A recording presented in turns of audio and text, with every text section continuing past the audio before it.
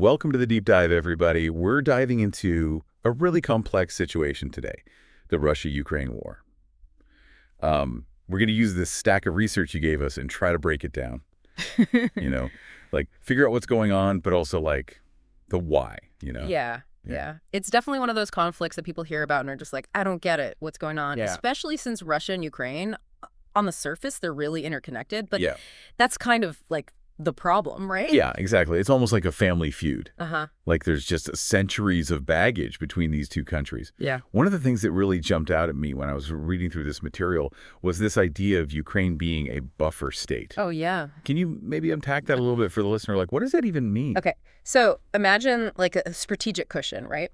When the Soviet Union broke up in 1991, Yeah. Ukraine became independent, but it was in this like really awkward position between Russia, who kind of saw Ukraine as like, a lost child. Yeah. And then you had NATO countries on the West Right. representing a whole different way of life, a whole different system. Right. A totally different ideology. Yeah, exactly. Yeah, that sounds like a tough spot to be in. Oh, for sure. And this inherent tension. Yeah. Well, you really see it kind of blow up in 2004 with the Orange Revolution. Right. So in the 2004 election, Yeah. it was pretty widely seen as rigged Mhm. in favor of this pro-Russian leader. So Ukrainians, they were like, no way. Yeah. They went to the streets in these massive protests demanding fairer elections, demanding a future that was more democratic, Right. more aligned with what they wanted. It's so interesting because it wasn't just about that one election. Totally. Like Russia saw this and was absolutely terrified. Oh, yeah. Because like, what if this is contagious? What if other former Soviet republics start getting ideas about democracy? Yeah, exactly. Like this fear of Western influence spreading into what Russia considered their backyard. Like that really becomes a huge driving force in how they view Ukraine. 100%. That's it. Like the Orange Revolution, it was a total wake-up call for Russia. Yeah. It showed them that Ukraine, they were serious about choosing their own path, and that path was heading west. Right. And that was unacceptable to Russia. So fast forward a few years and we get to like 2013 Yeah. and the Euromaidan protests. Right? Exactly. Yeah. This was huge. Yeah. So basically, you have Viktor Yanukovych, the president at the time. Yeah. He decides to ditch this agreement with the EU. It's called an association agreement. Right. Now, this agreement, it wasn't just about trade and stuff. Right. It was about, like, aligning Ukraine with European values, their laws, their standards. Right. Ukrainians, they saw this as, like, a pathway to a better future, more modern, more democratic. Yeah. And then Yanukovych, he's like, nope, not doing it. Yeah. Obviously, there was a lot of pressure from Moscow behind that decision. Yeah. But it was like he was slamming the door shut on all these hopes and aspirations. Right. And it wasn't just about economics at that point. It was about, like, who are we? What do we stand for? It was about their identity. Like, imagine you're a young Ukrainian and you're looking forward to this more open society. Yeah. And then, bam, it's gone. Yeah. It's no surprise that things escalated, that the protests got more and more intense. Right. There was violence. Yeah. And Yanukovych, he ends up fleeing to Russia. Right. And a new government comes in, much more pro-Western. Right. And so this is a huge turning point, right? Yeah. This is what leads us to 2014 and the annexation of Crimea. Crimea. Man, that was a moment, right? It totally shocked the world. I mean, think about it. Blatant violation of international law. Yeah. Violation of Ukraine's sovereignty. Yeah. Russia just sends troops into Crimea, which is this peninsula, Right. with a large Russian-speaking population, and they hold this referendum that, let's be honest, most of the world didn't see as legitimate, Right. and boom, just like that, Crimea is part of Russia. It was so quick, too. It was like they had a plan. Yeah. I mean, you could say Russia was trying to protect ethnic Russians in Crimea. Right.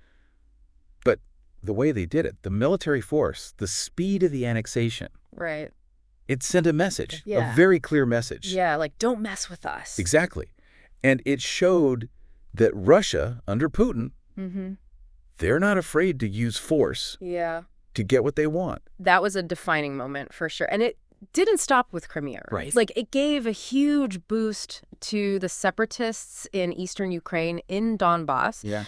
This region, they already had a lot of support from Russia. Right. So they're emboldened, right? Right. They declare independence and launch this armed rebellion. Right. And that's been a brutal conflict ever since. So You have this simmering conflict in the east. You have this land grab in Crimea. Yeah. This growing tension and mistrust between these two countries. Exactly. And then 2022 hits. And the world wakes up to something that just seemed unimaginable. A full-blown Russian invasion. I know. Nobody could believe it. Yeah, it really felt like, everything changed in that moment. I mean, before the invasion, the intelligence agencies, they were saying, this might happen, watch out. Right. But I think a lot of people, maybe even in Ukraine, they couldn't believe it, It just seems so unthinkable. Yeah. And yet, there it was, February 24th, 2022. Yeah. Russian troops crossing the border, Right. attacking on multiple fronts. Putin called it like a special military operation. Right. Claiming he was, like, liberating Ukrainians from Nazis. Oh, yeah, that whole narrative, that was pretty much universally disputed. Yeah. It's important to remember Ukraine is a democracy. Right. With a Jewish president. So that whole Nazi thing, it just didn't hold water. No. Most of the world saw it as, like, a smokescreen. Yeah. An excuse to take over a country. Absolutely. It was a war of aggression, plain and simple. And the images, I mean, just horrifying. Oh, yeah. Tanks rolling towards Kiev.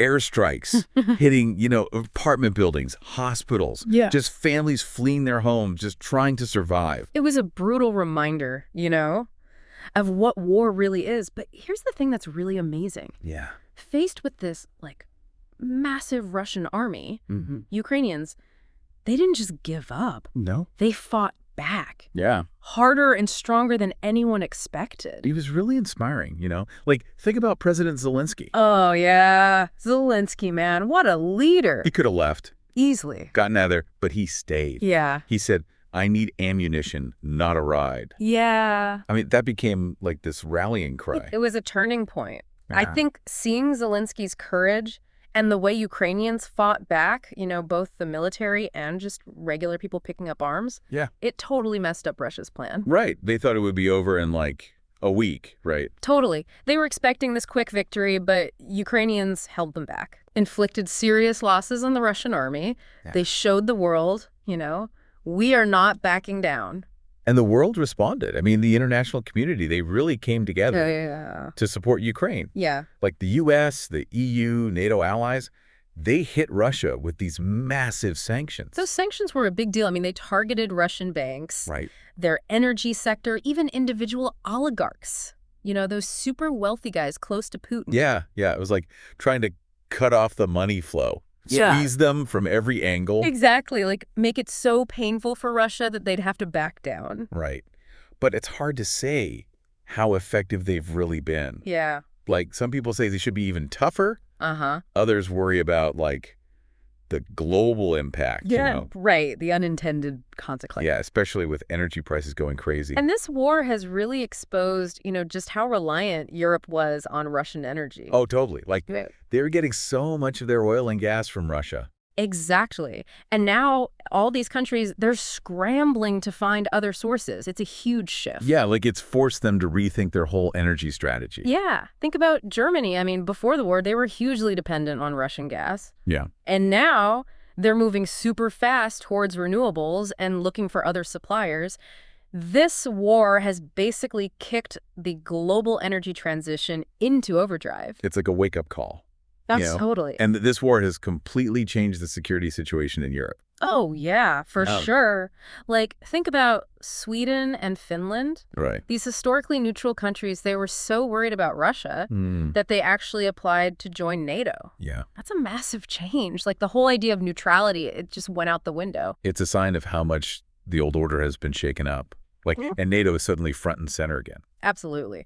I mean, this war has brought NATO together in a way we haven't seen in a long time. You're seeing countries across Europe boosting their military spending, really focused on being ready if something else happens. It's like a whole new era of, like, collective defense. Yeah, definitely.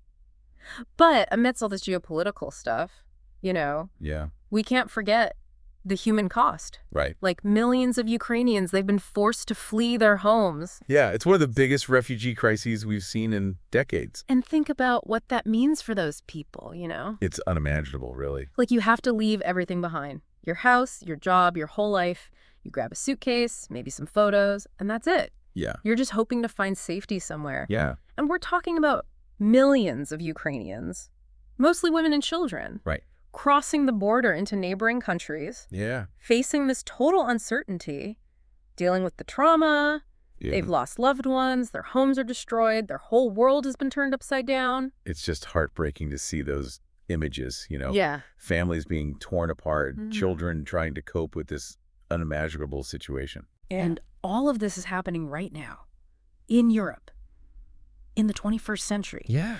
It's hard to grasp the scale of the suffering. Yeah, it's easy to get lost in the headlines, like the military stuff and the politics.